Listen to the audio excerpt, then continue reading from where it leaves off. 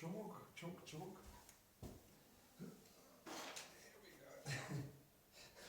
Getting old. Hello. Hello everybody, and welcome to Canguro English, to another live English class. I have my chalk. I found it. I hope that you are all well and happy, and I hope that this week you all studied a little bit of English. If you are not connected with me on social media, you must check out the Facebook group, the Canguro English Facebook group. Check out my Instagram, okay? It's not only YouTube. The magic is happening on social media, on Facebook and on Instagram, okay? So connect with me. Links are down in the description box. Hello guys. We have okay, I'm going to try and pronounce your name. Fan Tan Fong. Good? Bad? No? We have Karamjit, Los, Marco Italia Roma. I think Marco, you're Italian in Rome, no? Augustin, Patricia, Vania, Olga, Marcos, Percival Jr., Fatah Khailani, hello, Fabrizio, August,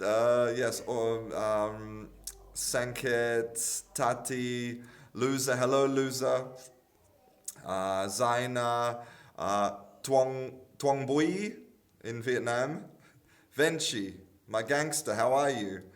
Yana, Carmen, Gosia, hello, Roxana, Suraj, Gleason, Elmas, lots of people. It's great to have you. Today I wanted to do a class about idioms. So English has a lot of idioms. We love idioms in English. So I'm going to teach you some idioms, talk about the origin of idioms, give you some examples. But first, let's entertain each other here with a little, with some general knowledge questions. The game of knowledge. Okay, so here we go. Let's have a look. Let's see who knows. Okay. Which planet is furthest from the sun? Great question.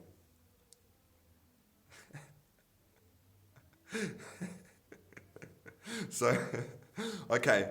Los just told me that you only do this when you say, "What are you talking about?" in Italy. Okay, so you can't do this with every word. Okay, no problems. No, David, it's not Uranus. As fun as that would be, it's not. The planet which is farthest from the sun is Pluto. Good, guys. Yeah, so in English, it's Pluto. The same as the dog from the cartoons, Pluto. The same. Okay, let's have a look at another question.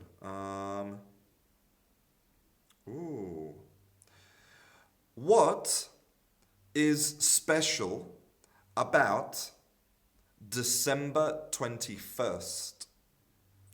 So, who can tell me what is special about December 21st?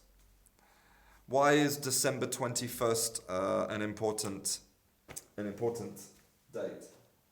And remember, guys, 21st, okay? Wow. Chirag, amazing. And Nicola, amazing. And Sanket, it only comes once a year. Great answer. And also Tati. Mayela says it's her birthday. Incredible. Okay, well, According to my card, it says that December 21st is the shortest day of the year. Shortest day of the year, there you go. So, Mayela, your birthday is the shortest day of the year. I didn't know that. Okay. No, that's too easy. That one's too easy. You guys are too good for that one. Okay. No, that's too easy as well. That's too easy. Great. I love this question. A complicated question. What type of building has sails? What type of building has sails? Sails, like sails for a boat. A boat has sails. So what type of building has sails? So, okay, David, technically you are correct. It's not the shortest day, but the day with the least amount of sunlight. It's very true because there's 24 hours in the day. It's the same length, it's just less sun. You're absolutely right. You are a very meticulous man. Meticulous.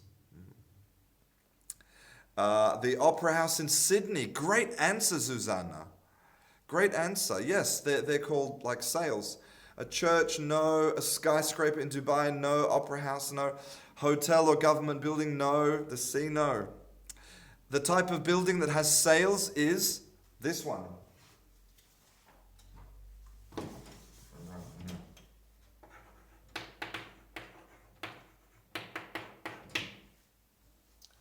A windmill. A windmill. So,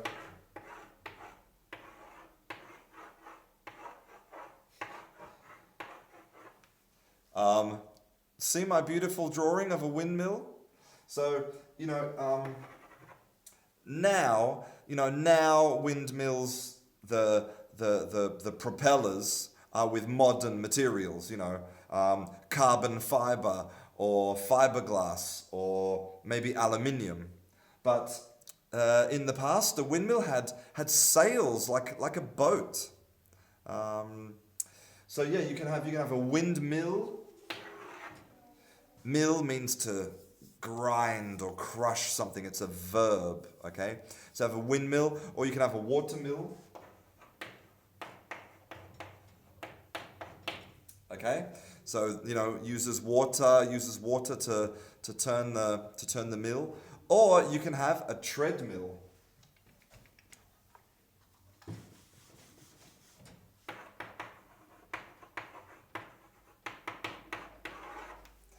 Now, who can tell me what a treadmill is?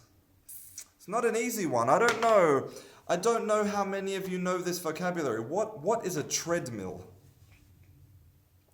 It's important for the body. Any ideas about the treadmill? It's an apparatus, it's a machine. Very good, Sanket. Very good, Sanket. A machine in which you walk for exercising. Exactly. So it's like the machine,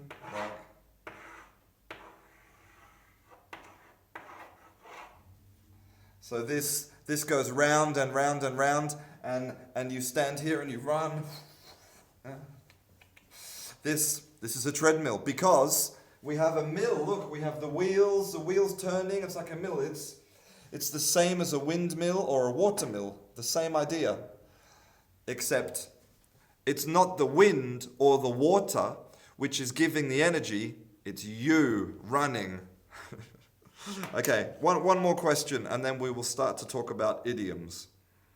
Okay, I like this question. What do bears do in winter? What do they do in winter? What do the bears do? Not very much. But what is the name for this? What's it called? Sleep, yeah. Okay, they sleep. They sleep, but we have a special word for this. Very nice. Who is that? That's Lozlos. Very good, Lozlos.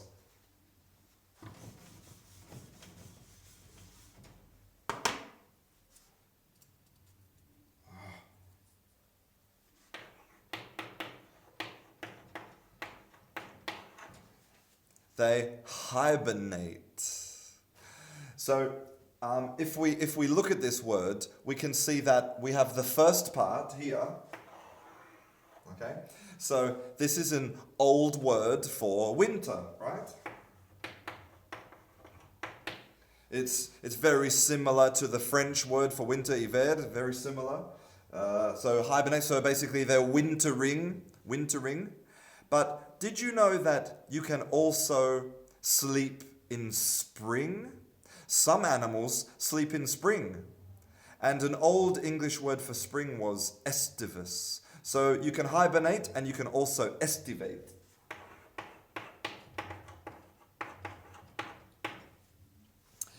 Because I think estus or estivus was the old word for spring. And I'm not sure which animals estivate, but there are definitely some animals which estivate. Okay, so let's start to talk about some idioms. Okay, so I'm reading your comments. You guys are really funny.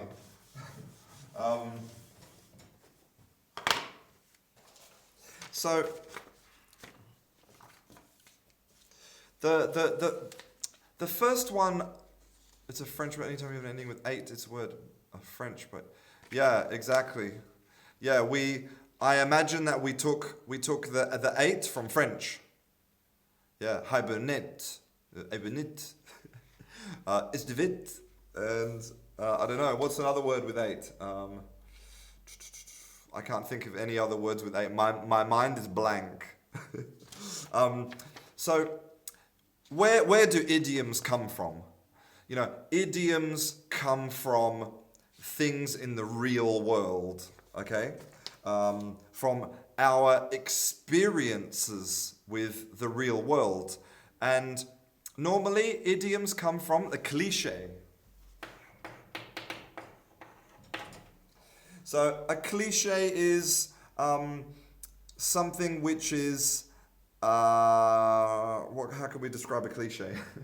A cliche is like...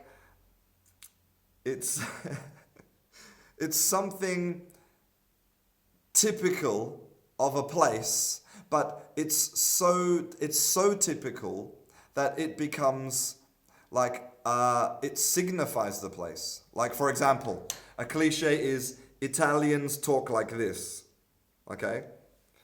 And sometimes the cliche is true, and sometimes the cliche is not true. Like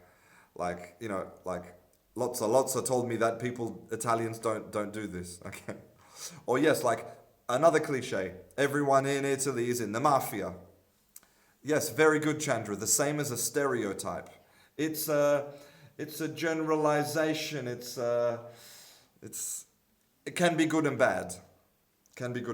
Okay? So let's look at some categories of idioms. So the first idiom is the first category, is animals. Oops. So now imagine that you are a person in your family who is different.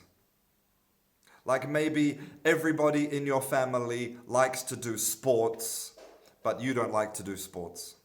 Or everybody in your family is a doctor, but you are a dancer. You're different. You're different from your family. Okay? We can say that you are the black sheep.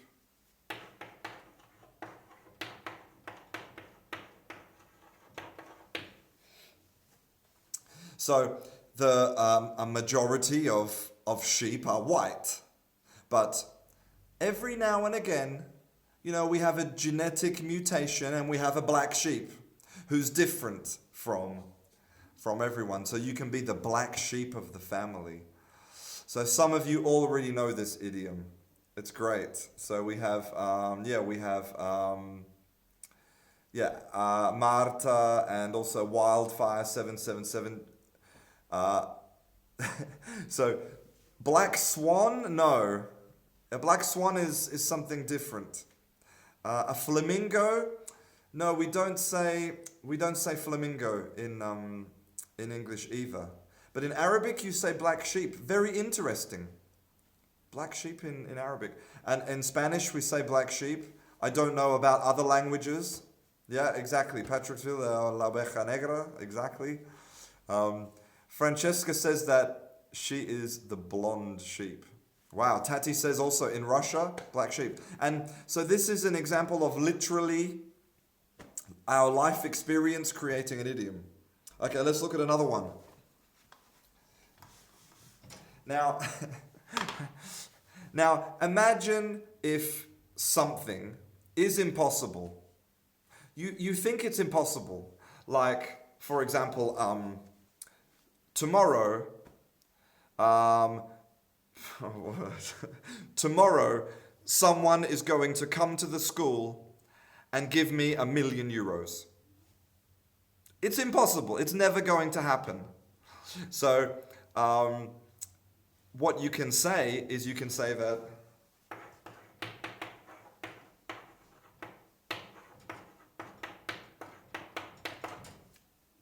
pigs might fly. Because, a pig cannot fly. It's impossible. And it's also impossible that someone will come tomorrow and give me €1 million. So the pigs will fly. Okay? And you can use this to you can use it in, for example, I can say, I think it's going to be very easy to go to university. And pigs might fly. It's true. In The Simpsons, there was a flying pig. And also in The Simpsons, we had Spider Pig, remember? Spider Pig does whatever a Spider Pig does. Can he swing from a web? No, he can't, because he's a pig. Spider Pig. Great one. Okay. Okay, what about this one? Imagine if tomorrow you have a job interview. You have a job interview tomorrow. And you tell all of your friends, next week I'm going to start work and this job is going to be fantastic and I can't wait to start work. But you don't know if you have the job or not. You are assuming you will get the job. You are predicting you will, but you're not sure. And in English we say,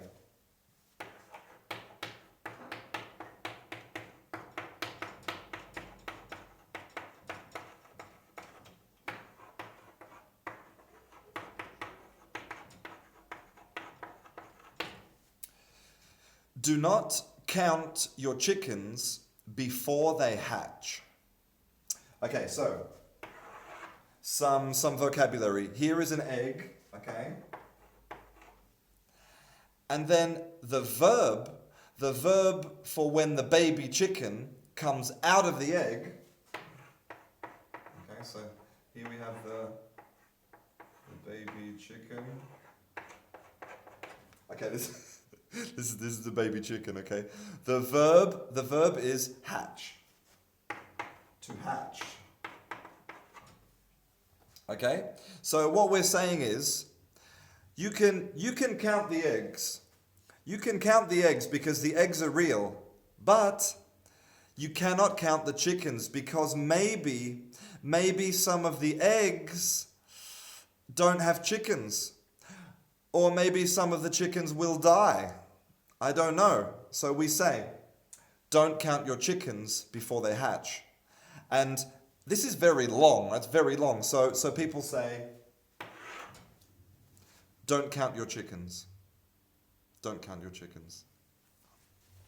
So in Bulgaria, they say that you count the chickens in the autumn. Okay. So yes, in Spanish, it seems like you have the same thing. Don't count the chickens before you pick them up. It's eclosionen, Jolín. I don't know that verb. Right, okay. Yeah, there's, I don't know why, but at the moment, the flies are really annoying at the moment. The flies are very persistent and they land on you and they don't get, So I have to do the Australian salute all the time, all day with the Australian salute. Look, I forgot to tell you I have a crab. You like my crab? It's pretty cool, right? Hello. Okay. Stay. Okay, next.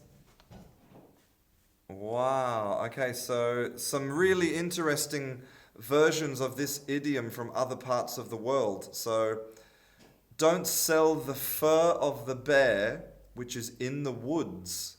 Wow, that's amazing. Do not get wet before the rain in Iraq. Wow. Do not sell the bear's fur before you killed it. Do not say hop before you get over. Oh, wow, interesting. Oh, stay crab. Sorry, I'm having a few crab problems. Stay, okay. Right. Okay. The final one. Now, this one is a little bit negative, okay? And there's, I think, a new vocabulary for you. Maybe two pieces of new vocabulary, okay? Imagine if you are a soldier, okay? You are in the military, you're a soldier. And in your group of soldiers, there is only 5 people. Only 5 people. And your boss, your sergeant, says to you, right, you 5 men, I want you to attack. And you look at the other people that they want you to attack, and there is 1,000 men. So you are only 5 men and they have 1,000 men. If you attack them, you will definitely die. Right? And in English we say,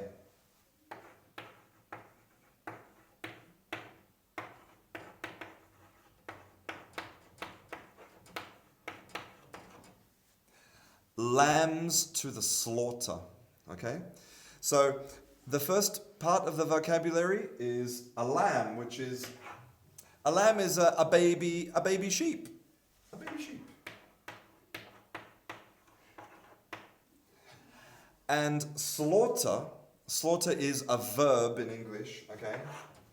It's a verb which means to kill, but it's different from kill because slaughter means to kill it's a very strong word for killing, okay?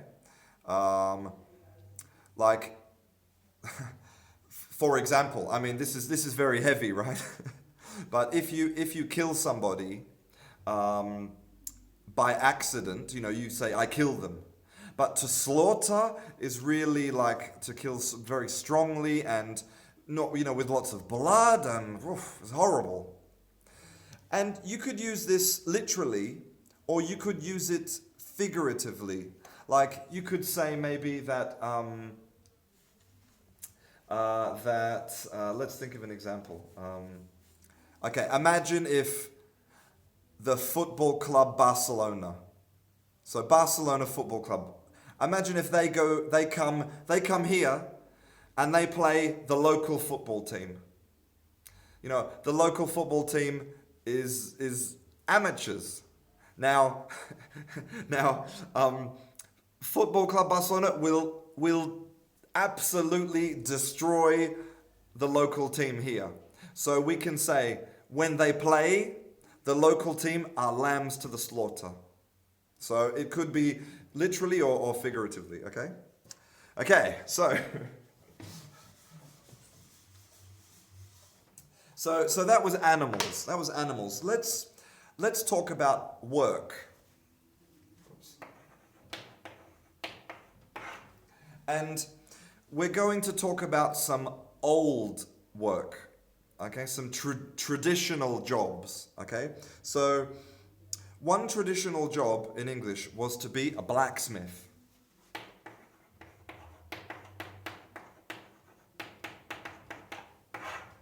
Now, who can tell me, who's a good student here, who can tell me what is a blacksmith? Who knows what a blacksmith is? Blacksmith. I'll give you a clue. Okay? Smith is a person who makes something. So you're making something. And you're black. Very good. Okay, so very nice. Chandra and Kati, and also Kien Mac. Exactly. A blacksmith is a person who makes things out of metal. So iron, steel. Okay? And normally they are black because they are working with fire. And the smoke from the fire, and you know, they completely black. They're a blacksmith. Okay?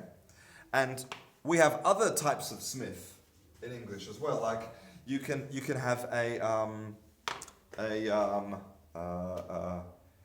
silversmith, a person who makes things out of silver. Okay, now let me tell you something that will blow your mind. Well, it blew my mind. Okay, in Italian, a blacksmith is this.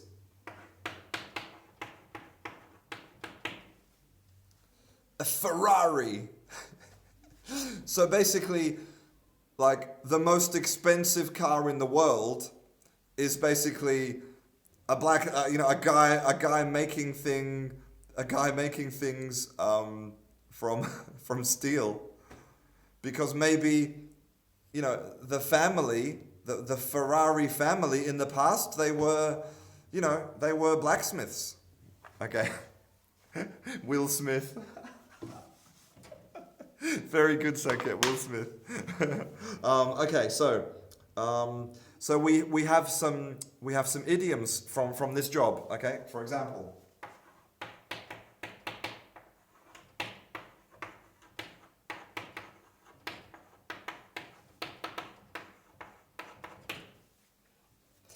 Strike when the iron is hot. Okay? So, strike is to hit, okay? This word is the same as to hit, so we're talking about striking, okay? When the iron is hot. Because when the iron is hot, we can manipulate it and work with it. But when the iron is cold, the opportunity is finished. So, exactly. So, if you have an opportunity to take a job, strike while the iron is hot. If you have an opportunity to move to England and learn English with native people, strike when the iron is hot. Don't wait for the iron to be cold.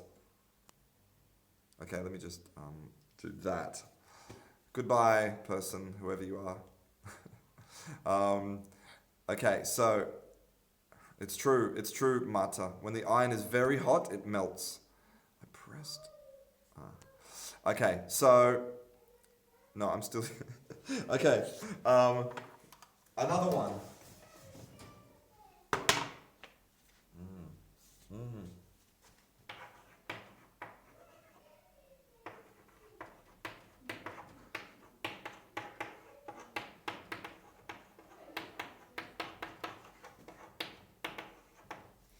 Okay. Now, if a person is very busy, if you have, maybe you're teaching English and you're making videos on YouTube and you're answering people's questions on Facebook, then you have many irons in the fire. You have a lot of things happening at once.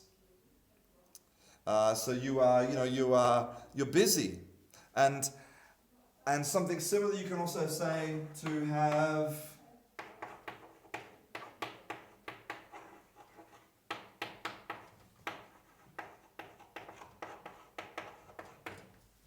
An idiom which is similar is to have your fingers in many pies. And this is from bakers, people who make a lot of pies. They have their fingers in pies. Maybe you have real estate investments and stock market investments and a business, and you have your fingers in many pies. Okay. Now let's talk about some idioms related to transport.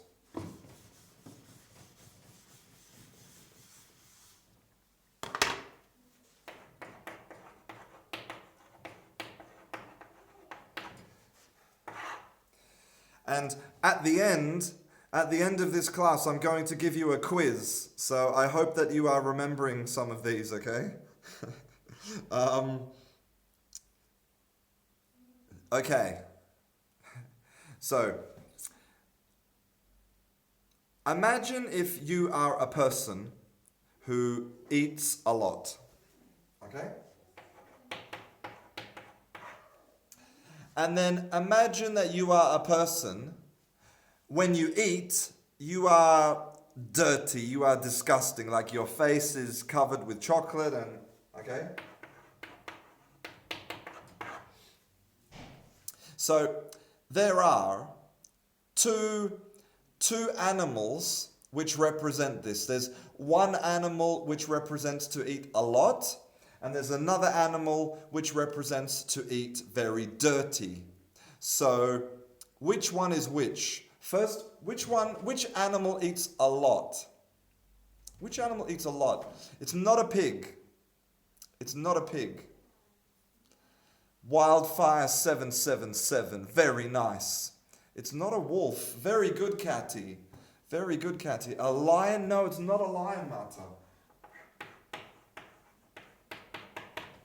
It's a horse, okay? And yes, very good, the pig is dirty. So, if somebody eats like a horse, it means that they eat a lot of food, okay? But if someone eats like a pig, it means that they eat like Homer Simpson. Okay, now,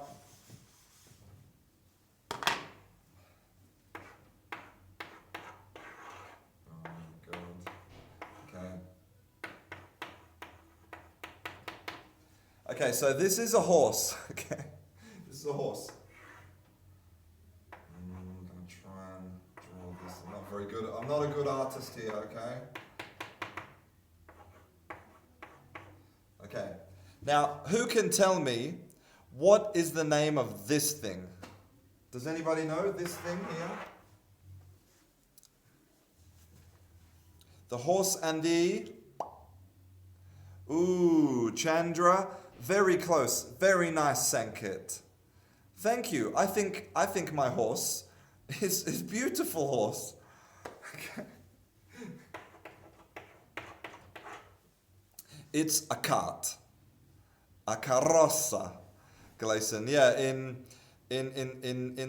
Galician, yes, it's a carroza, similar, right? So this is a horse and this is a cart. And look at the position, right? Look at the position. We have the horse at the front, and then we have the cart behind. Okay, a wagon is different. A wagon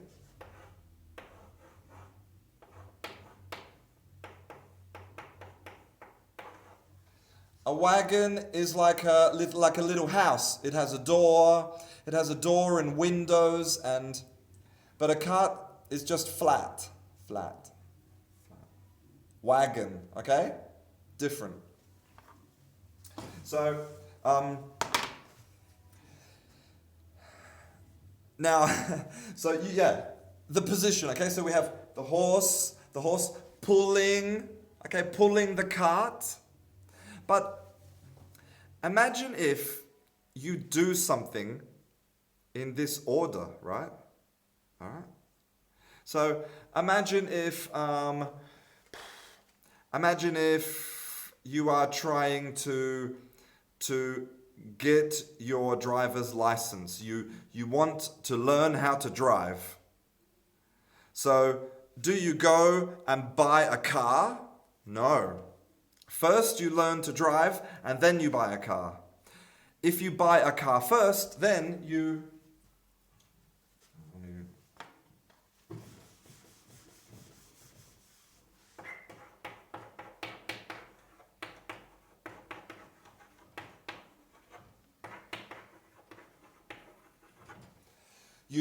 put the cart before the horse, which is not good. You want the cart after the horse. Yeah, put the cart before the horse. Okay, nice. Okay. What have we got here? Okay, more horse things. Okay, I like it. Okay, this is not easy, okay?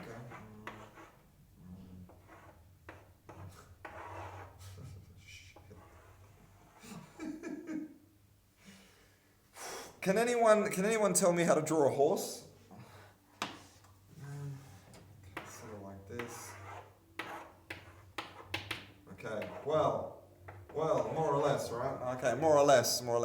Now, well, okay. Now, in the horse's mouth,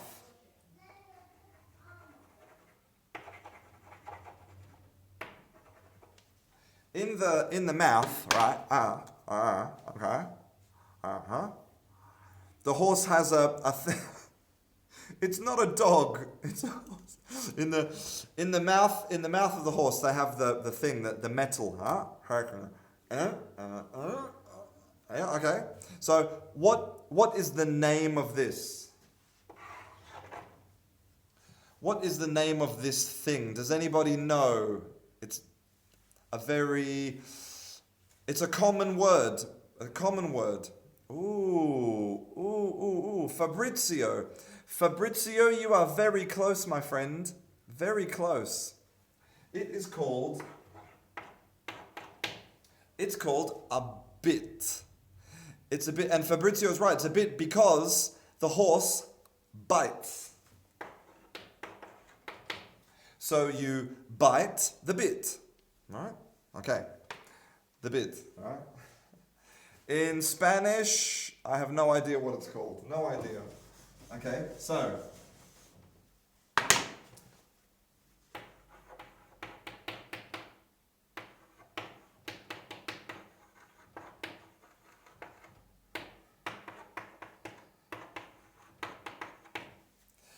Now, we have an idiom in English, to get the bit between your teeth. Okay, so in Spanish it's called a freno. Thank you, Thethi. Oh my God, no, los dos is an anzuelo. All right, okay. Get the bit between your teeth. Now, what it means is, it means that you are like obsessed with something. You are really focused on something, right? So imagine if this is your dream. Your dream is to run 5 kilometers. At the moment, you can only run 2 kilometers, but you want to run 5 kilometers, your objective. So this is your objective, and you okay, you have the bit between your teeth. You are determined, you are focused. Okay, and okay. I have to draw another horse, I'm sorry. Okay.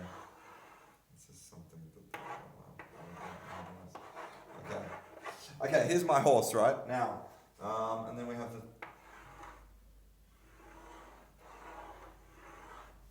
Okay, so this is the thing that you pull, yeah? Okay? Who knows? What is the name of this? Wow. Chandra? Amazing. Okay, a leash. No, a leash, Ali. A leash is only for a dog. Not. It's not a cat. It's not a cat. Okay, yes, in English they are called the reins. The rein.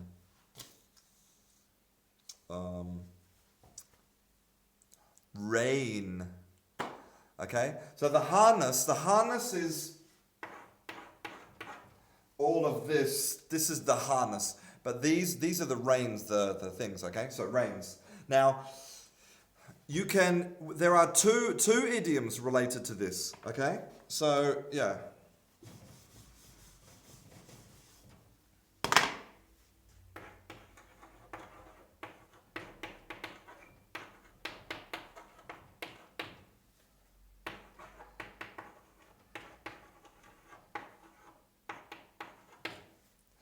So the first one is to keep a tight rein, okay?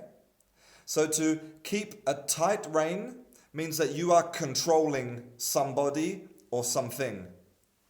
So imagine if you have a business and you want to really control the business, you keep a tight rein, okay? And then this one is the opposite. You give free rein. You go, horse. You are free, horse, to go and do horsey things. Thanks, Nilton, for all of the horse emojis. Yeah, or is that hang on a minute. That's not a horse, that's a unicorn. Oh, I can't. Oh. So these idioms. Let me tell you about idioms in English. We love idioms in English. I have an idioms dictionary like this, okay? And I think it's true, Chandra. In every horse, there is a unicorn. We are all unicorns in our own special way. Idioms are very much part of speaking the English language. Personally, I've noticed that idioms are much less common in Spanish. I don't hear people using idioms a lot, but if you read an English text, wow, it's just full of idioms. We love it. So, and that's why, because what I was looking for a list of like top 100 idioms or top 1,000 idioms, but I think number one, there's too many. There's too many to make a list. And I think the second thing is that maybe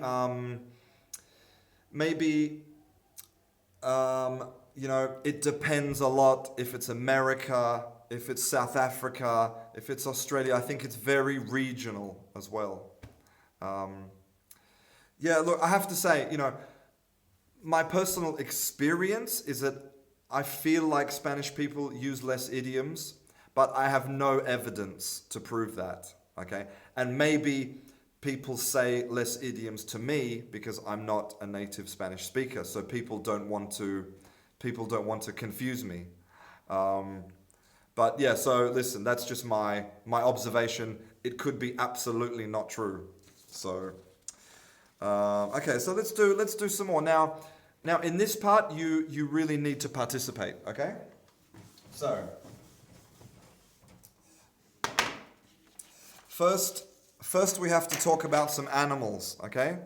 So who can tell me, what is this animal here?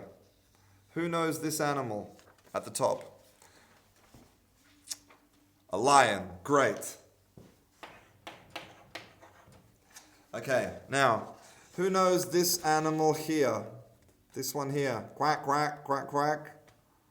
This one here. Good, a duck. Easy. Okay. More difficult. What's this animal here?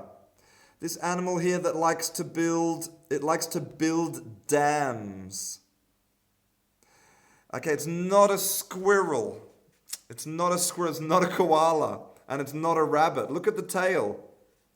You see it's got a big fat tail. Very good, Mauro. It is a castor. But what's a castor in English? It's not a rabbit or a hamster. No, no, no. Oh, oh, it's not an otter. It's similar to an otter. Very similar to an otter.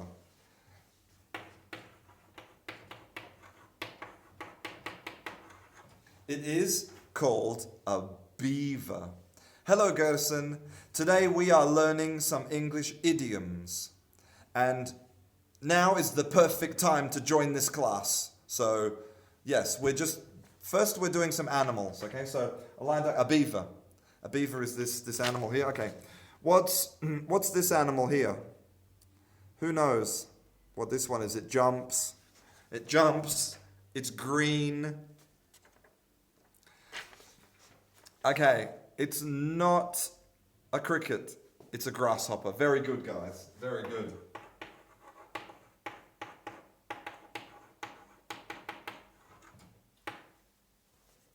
It's a grasshopper. The difference is a cricket is smaller and it's not green, it's brown. Okay, now the next ones are easy, I think. This one here and this one here. Only two more animals, okay? This one and this one. Very good, guys. Okay, we have a snail and a donkey.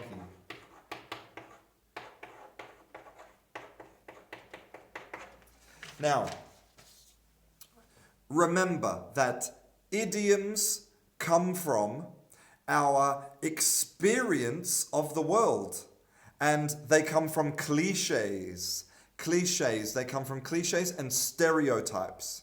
So, who can tell me what is a typical characteristic of a lion?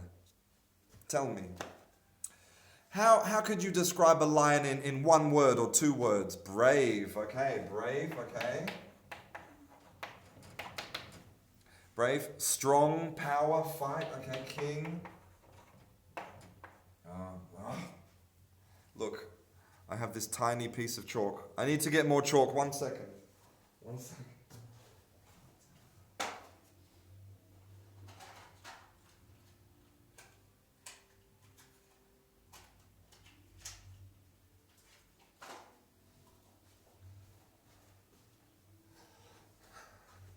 Look at this. You know what they say? They say, you know, when a teacher has a big chalk, he also has a big brain.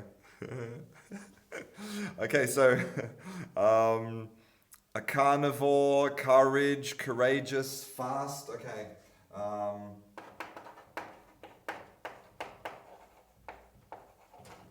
Strong. Okay, strength and the king, yes. Okay. Okay, perfect. So, what about a duck? What is a characteristic of a duck?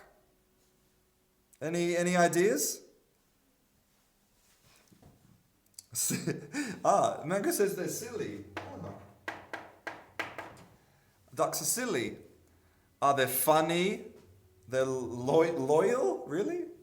Calm? Loyal? I don't know. I've never had a duck. They're talkative. Oh, walking. Okay, they're walking. Okay. Oh, I got it. Who said that? Then she said the characteristic is they're very tasty.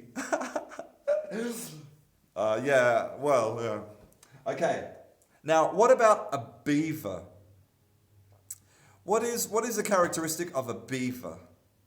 This animal. Ooh, very nice, Mauro. A worker. A builder.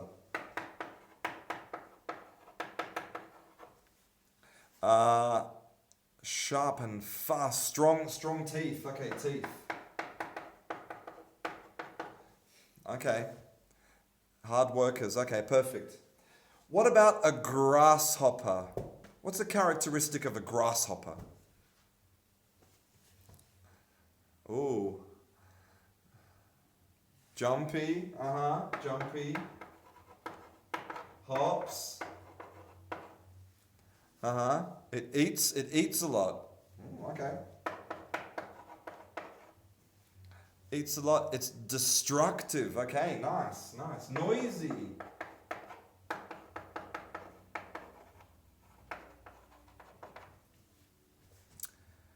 Plagues. Okay, and also tasty. I've never eaten a grasshopper, but I would love to eat a grasshopper one day.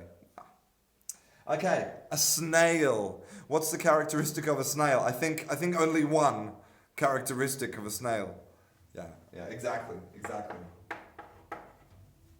Exactly, guys. It's slow. Fast, no. Slimy. Great adjective. Slimy. Ugh. Disgusting. Okay. And finally the donkey. What's the characteristic of a donkey?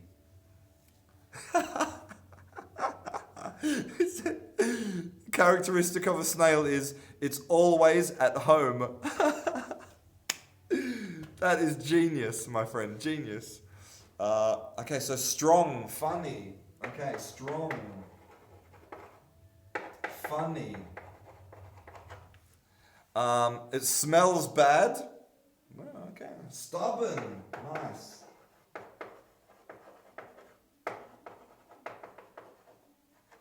Smelly. Poor. Okay, worker. Okay, great. So I can tell you that these characteristics correspond to the idioms that I'm going to tell you. Okay? So, but you have to work. I'm not going to tell you. Okay? So I will give you the sentence. Okay? I will read the sentence and you tell me which animal goes in the sentence. Are you ready? Are you ready? I'm going to sit here in my reading position. Okay. The traffic was moving at a pace. The traffic was moving at a Of course. Very good.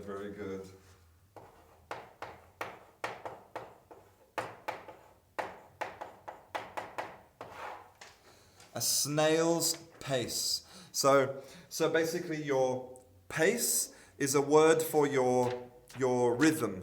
Okay, your rhythm. So, and you can use this for anything. You can say he was working at a snail's pace. He was driving at a snail's pace. He was thinking at a snail's pace. Okay? Okay, very good, guys. Amazing. Okay, number 2.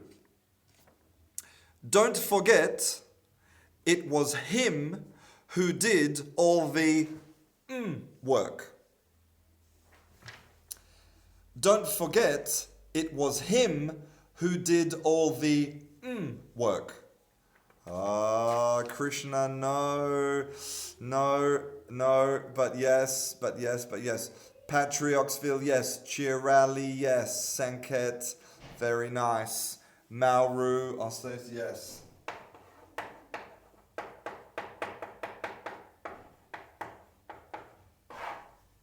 The donkey work, okay?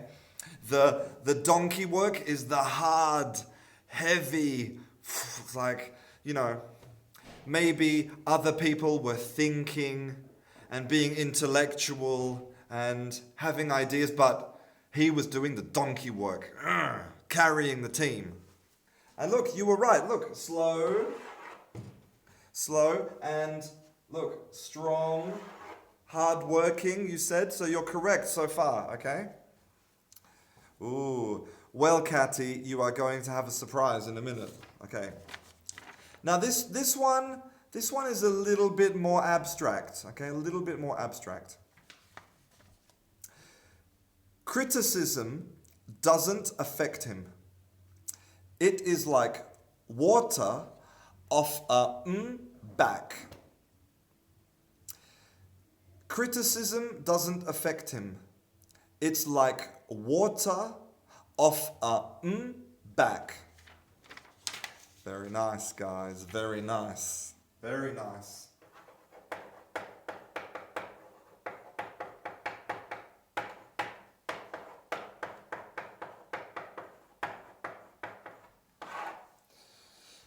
Water off a duck's back.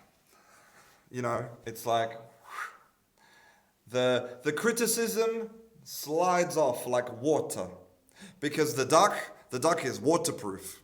It lives in the water. It's like, you know, in Spanish we say, you know, resbala. Criticism, no problems. Or in well, I'll tell you the story another time. Okay. Good work, guys. Okay. Number four. The American athletes won the share of the medals. The American athletes won the share of the medals. Wow. Great work, guys. All correct. Amazing.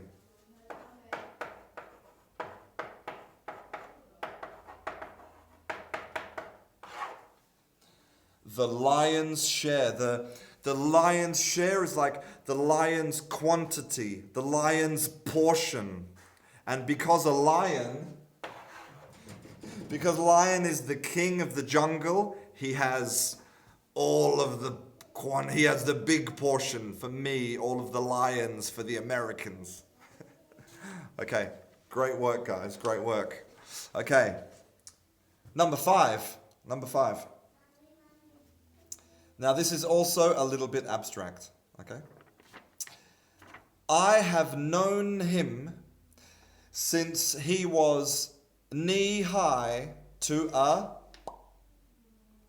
Now, to explain this one, I have to do a little drawing, I think. But let me say it again. I have known him since he was knee-high to a... Okay. So I'm going to, and you know now the final one is beaver. Okay, but let me do the drawing. Oh my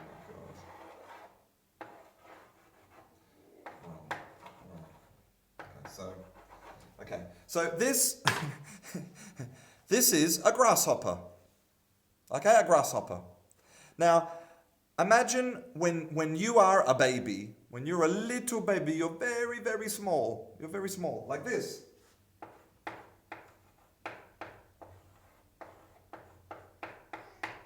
See, you're a little baby. You're a tiny little baby.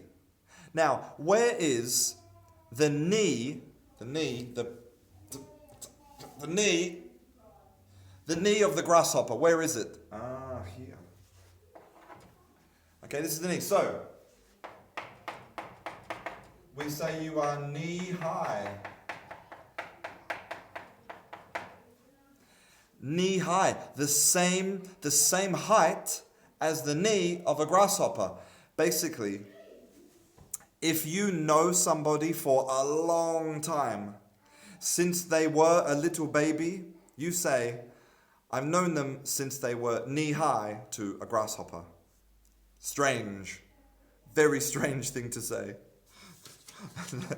Okay, and the final one is, as you know the animal. Bernie is such an eager beaver. He never stops working. So this is the final one, an eager beaver.